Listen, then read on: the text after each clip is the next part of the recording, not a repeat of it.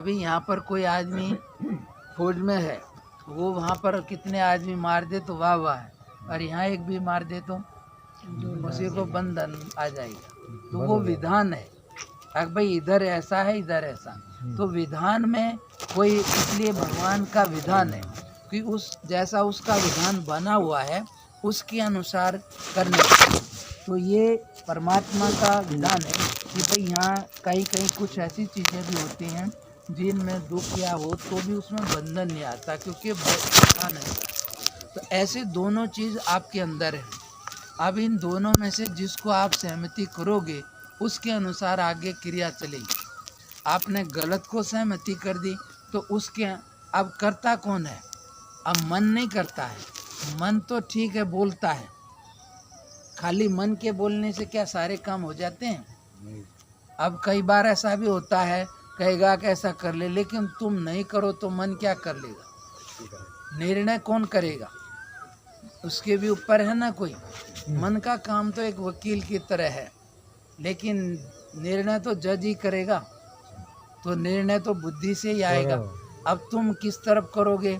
हाँ, तुम मन का पक्ष कर लो तो तुम्हारे हाथ है, बुद्धि का कर लो वो तुम्हारे हाथ है, बाकी तुम ही इसमें महत्वपूर्ण हो।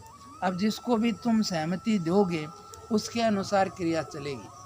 समझ में आया कि नहीं? अंदर से सब होता है। मन का तो आदमी बहाना बना लेते हैं। कोई बोलता है जी मन नहीं मानता, मैं कहा मन है क्या? अरे आज तूने मान लिया नहीं खाना तो मन क्या करेगा?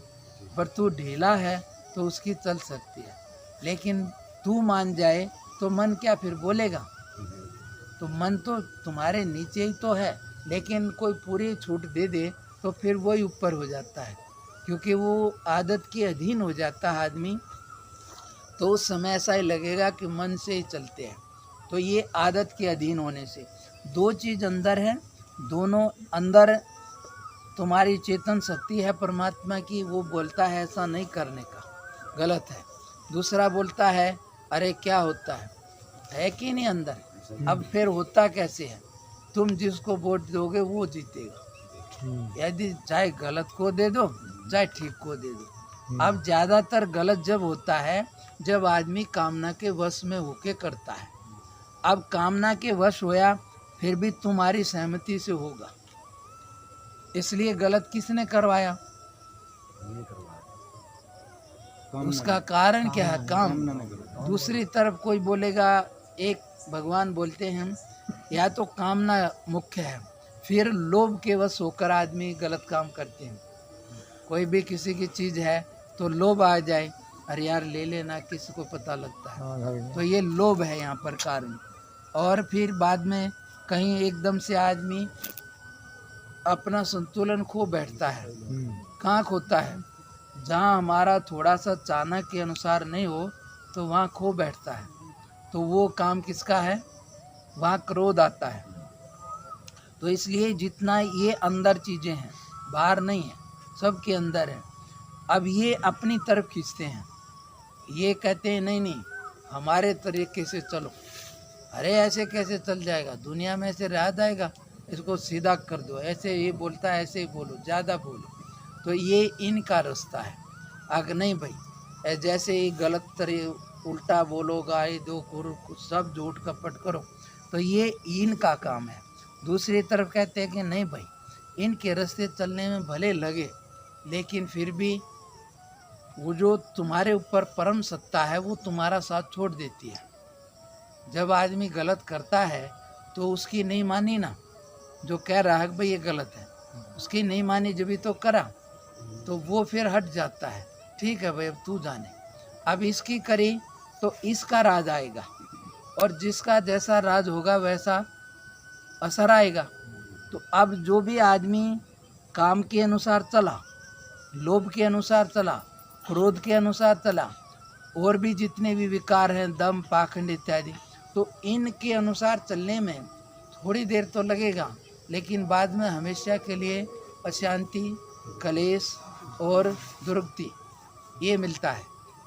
अब दूसरी तरफ है जो सद्गुणों की बात है, विवेक है, क्षमा है, शील है, यानी कि हर स्थिति में अपना व्यवहार ठीक रखना, इसमें उस समय तो थोड़ा लगेगा कि ठीक नहीं है, लेकिन बाद में हमेशा के लिए यहीं से कल्याण होता है।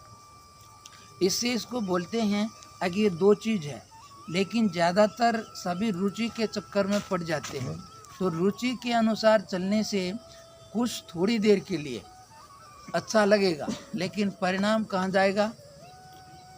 रुचि के अनुसार चलने से शरीर में रोग बीमारियां और अंत में अशांति और क्लेश, और आगे पता नहीं मनुष्य का जीवन भी मिलेगा कि नहीं मिलेगा। क्यों?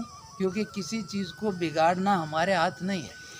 बनाना जब हमारे हाथ नहीं है तो बिगाड़ना भी हमारा उसका हक नहीं है।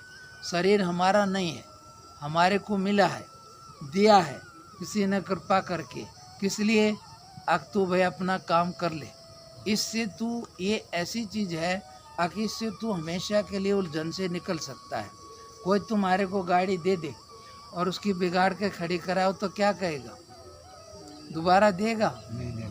ऐसे ये है कि ये परमात्मा ने दिया है तुम्हारे, ऐसा लगेगा तुम्हारा ही है, पर आदमी का कुछ इसमें हाथ नहीं है। क्योंकि इसको मालूम हो तो ठीक कर ले, बिगड़ने नहीं दे, बाल पर पॉलिश नहीं करनी पड़े, सीधे काले ही रख ले, और दांत नहीं, कितने काम है, लेकिन वो इसके हाथ नहीं है।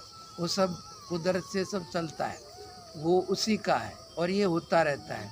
लेकिन यदि कोई इसका ठीक से प्रयोग करता है और अच्छे से दूसरे गाड़ी की सर्विस करा के खड़ी करावे, कहेगा यार ले जाइए कोई बात नहीं, दोबारा फट मिल जाएगी। तो मतलब कि इसका जिस कार्य के लिए मिला उस कार्य में प्रयोग किया तो वो आगे भी मिलेगा, लेकिन जिसके लिए मिला वो नहीं करके इसको गलत जगह में ख़राब कर दिया तो आगे नहीं मिलेगा।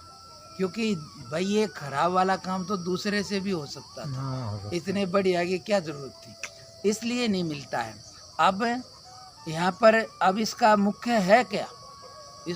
इसका मुख्य जो है, ऐसी स्थिति प्राप्त करना है कि जिसको पा कर के हम हमेशा के लिए संतुष्ट हो जाएं और किसी का बंधन पराधीनता ना रहे। यही है सब जीवन का मुख्य सार। यानी कि भगवान रामायण में बोलते हैं कि देह किस लिए धारण किया? दे धरे का फल ये भाई, और भजिए राम सब काम बिहाई। इतने में बोला है कि भाई दे धरने का फल क्या है। अब यहाँ काम स्पष्ट आया है। इसका मतलब भाई काम है एक तरफ है और एक तरफ राम है, तो इसलिए काम को बिहाई हटा करके, कामनाओं के रास्ते नहीं जा करके भगवान के रास्ते चलना, जो तुम्हारा सच्चा है, अपना है और सब प्रकार के उलझन और बंधनों से छुटाने वाला है। छूटा हुआ है वही छुटा सकता है। जो खुद ही उलझन में पड़ा हो वो दूसरे को कहाँ से छुटाएगा? तो पहले स्वयं में छूटा हो, फिर ये भी सब में सामर्थ्य नहीं होती है कि छूट के छुटा दे। वो भी किसी किसी को होती है, सबके पास नहीं। तो अब यहाँ पर जो समर्थ पुरुष हैं उनको मालूम है कि